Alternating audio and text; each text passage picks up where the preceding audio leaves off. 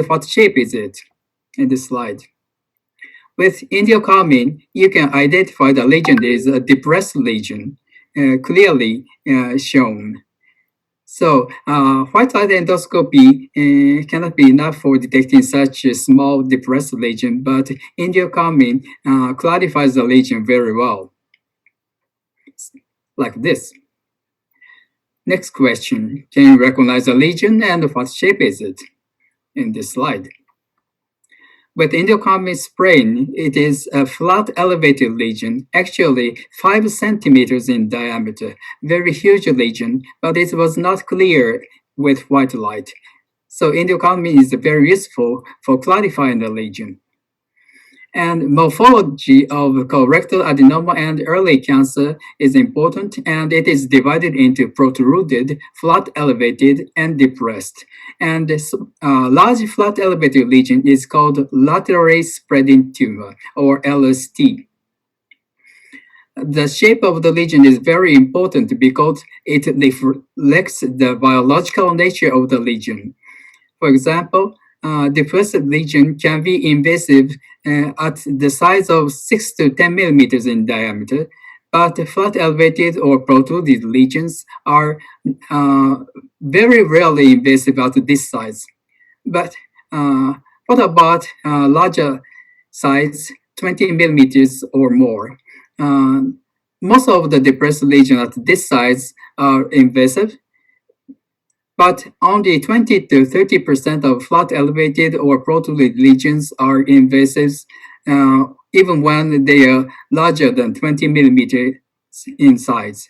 So, in other words, more than 70% of flat elevated or protruded lesions can be treated endoscopically, not surgically. LSTs are further divided into granular type and non-granular type, and granular type is further divided into homogeneous type and mixed nodule type, and non-granular type is divided into flat elevated and pseudo-depressed types. The subtypes of LST is also important because they also reflect the biological nature of LST. For example, homogeneous type can be very extensive, sometimes larger than 50 millimeters, 70 millimeters in diameter, but they are rarely invasive. On the other hand, non-granular type, especially pseudo-depressed type, can be invasive even when they are as small as 20 millimeter or so. And there are some lesions which are overlooked in spite of their importance. One is depressed lesion. Second, lateral spreading tumor, as I showed before, and sessile-serrated lesion, SSL. And endoscopic diagnosis consists of detection and characterization, and in case of cancer, staging. Image-enhanced endoscopy is probably useful for detection of a lesion. It's still controversial. It depends on the equipment you use. And it is definitely useful for the delineation of the lesion, especially when the lesion is flat or depressed. And IEE is useful for tissue characterization and in case of cancer, prediction of cancer death. This is a comparison with of white light endoscopy and NPI. Small adenomatous lesion look brownish when seen with NPI, so it is easier to define the lesion. There are two lesions in the same segment of the colon, and one looks brownish and it is adenomatous. One looks pale, and this is hyperplastic polyp. So NBI is useful for characterization of the lesions. And here's nice classification. As Professor Lee talked before, it is divided into type 1, 2, 3, and 1 without vessels. It represents hyperplastic polyps. And type 2 with vessels, it is characteristic of adenoma. And type 3, amorphous surface or vessel pattern, it represents deeply invasive cancer. But actually, nice type 2 lesions are sometimes invasive. Not only benign adenoma, but type 2 lesions can be invasive too. So we Japanese experts divided type 2 into two, type 2A and 2B. Type 2A is associated with regular pattern of vessels or surface pattern, and type 2B is associated with irregular pattern. So type 2A represents benign adenoma, but type 2 can be high-grade intermucosal neoplasia or shallowy submucosal invasive cancer. And lesion with type 2B should be resected en bloc, not piecemeal, because it can contain invasive part within the lesion. Here's Kudo's pit pattern classification. Type 1 is normal pits, and type 2 star-shaped pits are larger than normal, and it is representative of hyperplastic polyps. And type 3S is very small pits, and this is characteristic for depressed lesions. And type 3L and type 4 are characteristic for benign adenomas. Cancer pits are divided into slightly irregular, highly irregular, and non-structural. And slightly irregular pit pattern represents intermucosal high-grade adenoma or intermucosal cancer. Highly irregular pits may be shallow submucosal invasive cancer, and non-structural pit pattern represents deeply invasive cancer. And nice JNet Kudo classifications are not enough to discriminate SSL from hyperplastic polyps. So how should we diagnose SSLs? I wrote a review article in Digestive Endoscopy, and in that review article, I summarized that these are the discriminators of SSL from hyperplastic polyp: proximal location, larger size, and SSLs are often covered with mucus caps, removed debris, and it is associated with irregular shape in distinctive border, and it looks cloud-like on the surface. And with more detailed observation, you can identify dilated vessels and dilated crypts. I'll show you a video. Can you detect a lesion in this video clip? Here is a lesion. Maybe you didn't notice. So here is a pale lesion, pale flat lesion covered with mucus. And with NBI, you can identify in some dilated vessels, but still the boundary is not clear. With endocannabis spraying, now the boundary is very clear. It's a flat SSL, and you use a catheter to have on-face view of the lesion. And with magnification, you can identify the pit pattern and the dilated vessels. So pits are dilated. It looks like type 2, but a little bit dilated. So you can diagnose it as sessile-serrated lesion. So left, right view, and with endocannabis, the boundary is clear. With NBI, dilated vessel, and with endocannabis magnification, type 2 pits, a little bit dilated. This is crystal violet view. And now we have endocytoscopy with 520 times of magnification. This is the classification for endocytoscopy. I will not talk in detail, but I'll show you some real cases later. So characteristics of chroma endoscopy. Chroma endoscopy can be divided into two: contrast method and staining method. Contrast method is endocannabis. It is quick and suitable for clarifying the boundary of the lesion and suitable for highlighting protrusion or depression within the lesion. Staining method takes a little time, but suitable for detailed analysis of the microstructure, especially in case of cancer and cesarity lesion. And crystal violet is used to identify pit pattern, and methylene blue is used during endocytoscopy. Now, I have a question. This is a small 6 millimeter sessile lesion in the sigmoid colon. How would you treat this polyp? Called polypectomy, EMR, ESD, or surgery? With endocarbon and zoom, the pit pattern looks rather looks like 3L, but I'm not sure. With NBI and zoom, at the top of the lesion, JNet type is the network is disrupted, and this should be diagnosed as 2B, not 2A.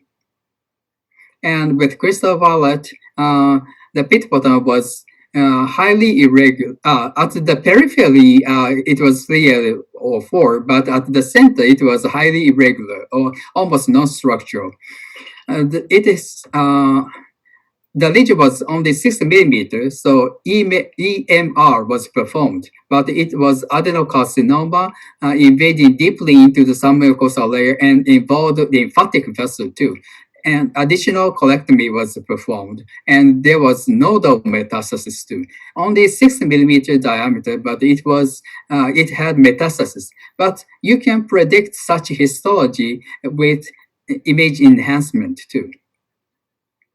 So what should have happened if we had resected this small lesion with a cold snare? What should have happened if we had discarded this specimen? Another example, the LST in the rectal sigmoid column. With NBI, the vessel pattern was partially type 2B, only partially, small location. With crystal violet, pit pattern was also irregular. So the lesion was suspected to be slightly invasive. Therefore, en bloc resection with EMR was performed, not piecemeal EMR. And the lesion was invading into some mucosal layer at 2 foci. Another example, large lesion in the ascending colon. It looked rather benign, but be careful. At the center, there's a reddish part, and the JNet pattern was type 2B. So it had the possibility of invasive cancer. So we performed en bloc resection by ESD. And it was deeply invasive, and it involved the lymphatic vessel too.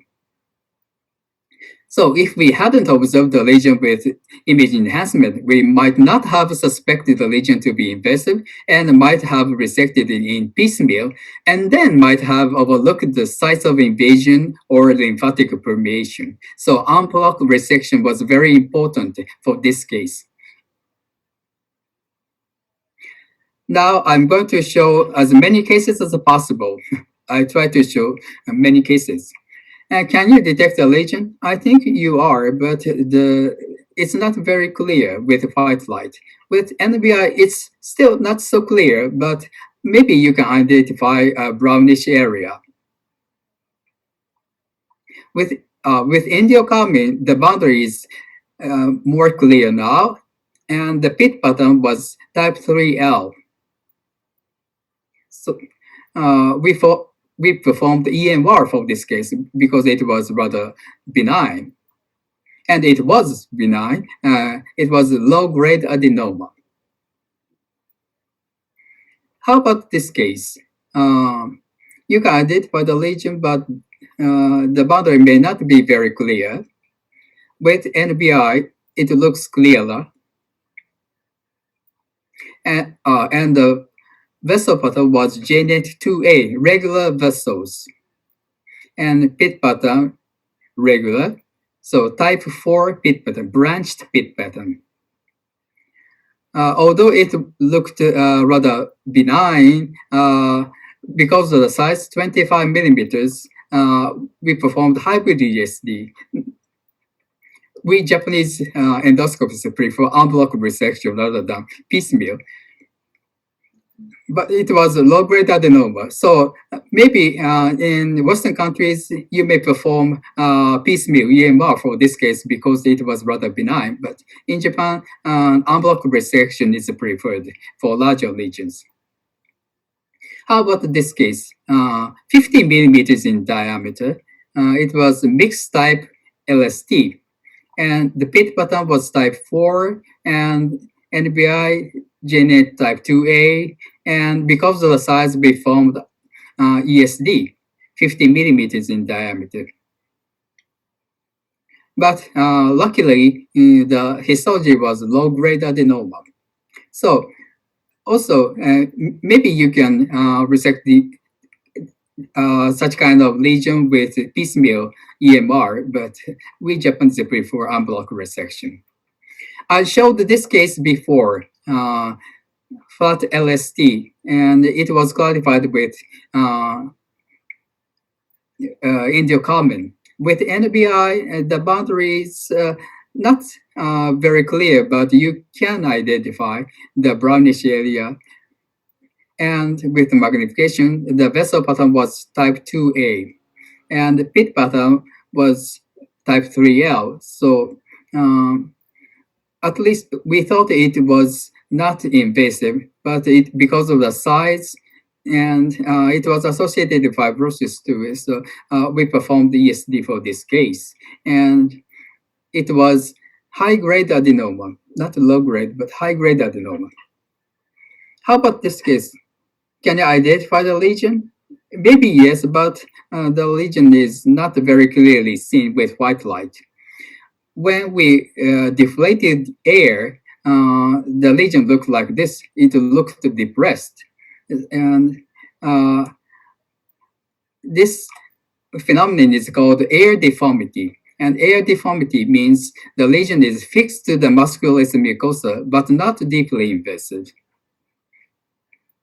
So in benign adenoma, air deformity is not seen. And deeply invasive cancer, the shape will not change either. But when the lesion is slightly fixed to the musculus mucosae, air deformity can be seen. This is after Indio-Common sprain. The lesion itself is rather flat, but air deformity was positive.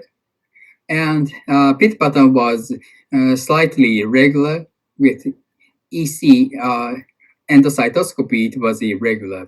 We performed ESD for this case, and it was slightly invasive at the center of the lesion. So en bloc resection was preferable for this case. This patient is very interesting. He had 3 major lesions. One was here. It looked protruded in the sigmoid column. But at a closer look, it looked like this. Have you noticed something? With NBI, you can now identify that the lesion is not only protruded, but it had the flat part too. And genetic classification was 2A, and pit pattern was slightly irregular. We performed ESD, and the longest diameter was 13 millimeter. It was high-grade adenoma. Flat part was low-grade, but protruded part was high-grade adenoma. The same patient's another lesion. Can you identify a lesion? It was also in the sigmoid column. With NBI, with a closer look, you can identify a brownish rim of the lesion. With Indio-Common sprain, you can identify that the lesion was slightly depressed. And at a closer look and magnification, the vessel pattern was, the periphery was type 2A, but at the center it was type 2B, irregular vessels. And pit pattern was also highly irregular at the center of the lesion, almost non-structural. The patient refused to have surgery, so we performed ESD, but the lesion was deeply invasive submucosal cancer. At the center, at the periphery, it was adenomatous, but at the center, it was invasive deeply. And it involved venous vessels too. So, okay. Another case. Yeah, the lesion is flat elevated, but at the top, it looks a little bit depressed. And with NBI, at the center, it was almost amorphous, and we classified it G8 type 3. And with crystal violet, it was highly irregular or almost non-structural pit pattern. So it predicted the lesion to be deeply invasive cancer. And with endocytoscopy, also very non-structural, you cannot identify the glands at the center of the lesion.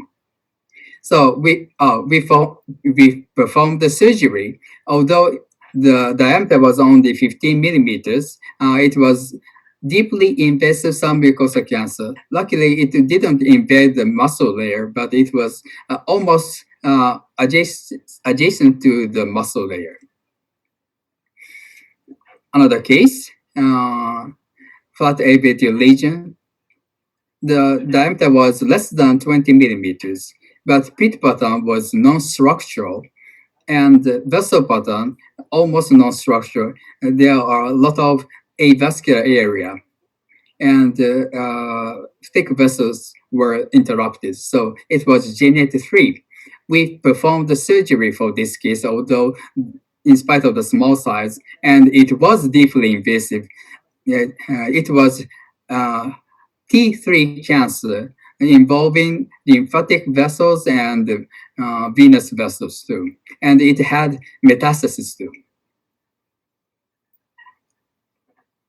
One more case, small lesion. It looks a little bit depressed. With endocarmine, it was a slightly depressed lesion. The pit pattern was type 3S, very small pits. The surrounding mucosa is covered with type 1 pit, and the type 3S is smaller than type 1 pit. So, but the pit pattern was very regular. And we found EMR for this diminutive case, and it was low-grade adenoma.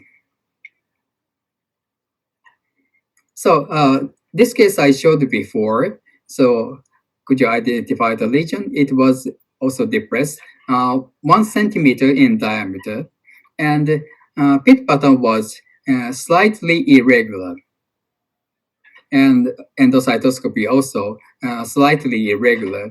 We performed EMR for this small size, but it was invading to some mucosal layer slightly. So it was T1A cancer, although small. So I think this is the one last case, peculiar looking lesion, a reddish lesion, but you cannot see it very well. So using the catheter, we could have the en-face view of the top of the lesion. And with endocarmine spraying, it was demonstrated that the lesion had depressed area at the periphery. So depressed but protruded at the center again. It looked like a cap or hat. With NBI also, slight depression at the periphery, at the center, protrusion at the center of the depressed area. And it was genetic 2B or 3, and pit pattern was highly irregular. It's because of the small size we performed EMR, but it was deeply invasive to the submucosal layer. Although the vertical margin was negative, but it was deeply invasive. So current role of chromoendoscopy is first maybe detection. We usually detect the lesion with white light, but maybe you can use NBI or TXI for this purpose too. And usually detect the lesion with white light, but we'd like to confirm the lesion with NBI or Newcomen. Shape of the lesion, extent of the lesion with confirmed with NBI and or Newcomen. Either of them or both of them can be used. And characterize the lesion with NBI or Newcomen. And if the lesion is definitely benign, and maybe you can resect it endoscopically or leave it alone. And if it's definitely invasive, maybe you should send the patient to surgery. But if the diagnosis is uncertain, you stain the lesion with crystal violet and predict the histology. And in case of cancer, predict the depth of cancer with crystal violet observation. So you need not do all of these white light, NBI, Indiocarmine, crystal violet for all the cases. So you can stop with just NBI or Indiocarmine. But if you are not sure, you should add something more, magnification or crystal violet or something else. So it is my conclusion. Image enhanced endoscopy, especially with Zoom, even without Zoom, but especially with Zoom, is useful for predicting the histology.